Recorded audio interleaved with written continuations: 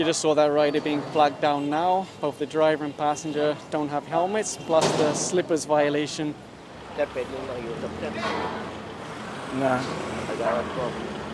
nag-ooperate kami dito, Kagawad. Pasensya, hindi ka namin pwede pagbigyan. Dahil malilintikan tayo niyan eh.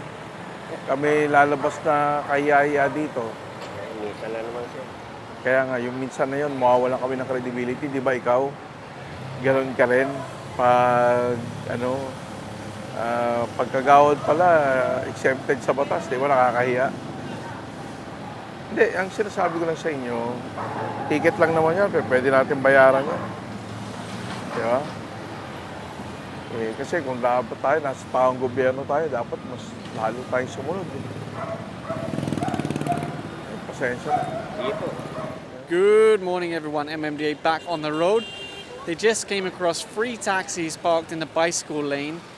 There were no drivers inside, but they have come running out now. Obviously all of those will be ticketed. Even before this became a bicycle lane, there was no parking allowed on this road anyway. Even with the barriers here, it wasn't enough to deter them from parking. It's actually partially on the sidewalk, partially in the bicycle lane. And I just noticed there's actually a fire hydrant right next to where one of those taxis is parked.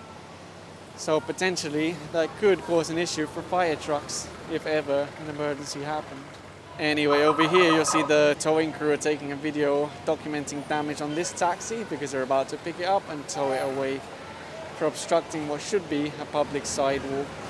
And this wouldn't be the first time. They've towed, I think, multiple taxis here in the past. Here's a classic example of where the sidewalk became an extended parking place for an expensive car. So what that means is pedestrians, commuters, they all lose out for the convenience of a car. A single car compared to how many thousands of people walk along here every day. Right now it's not too busy, but wait until rush hour, a little bit coming on soon. That's the time that you'll see how dangerous it is with pedestrians going in the road. I wasn't sure if that vehicle had already been ticketed, but it turns out it has. And I saw the guy there holding his ticket. So they just advise him now he has to move it. And in fact, I can see a vehicle they already picked up in the distance. And it's the same with this one over here. They're impounding it because they believe it's obstructing a public sidewalk. And it's a little bit noisy, but it's the same with this one over here. Well, it does say rush sale, and I guess you can't get any faster than this. Just a little further along, and the sidewalks and bicycle lane pretty much became full of vending stalls and motorcycles. A lot of motorcycles were already ticketed and moved, but I think some of them are going to be towed away because there's no driver, or no driver that can show a license. The rain is starting to come down now, and I want to show you inside this sewer, and you'll understand why it's going to be flooded later.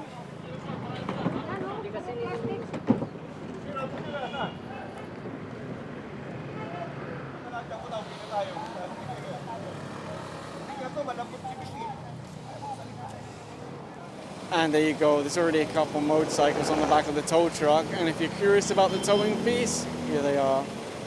Those towing fees are obviously in addition to the penalty ticket, which would generally be unattended illegal parking, 2,000 pesos. Although there is a set fee for motorcycles, which is less compared to what cars pay. Apparently there was at least one motorcycle rider who was there but was refusing to give his license.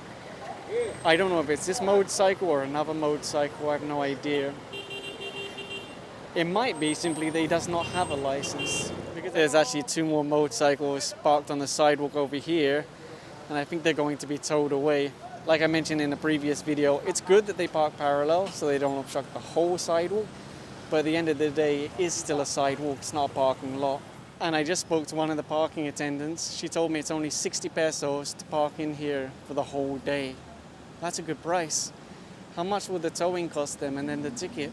I didn't realize so many motorcycles had been impounded. They tried to flag him down. He acted like he didn't hear them. Maybe he didn't.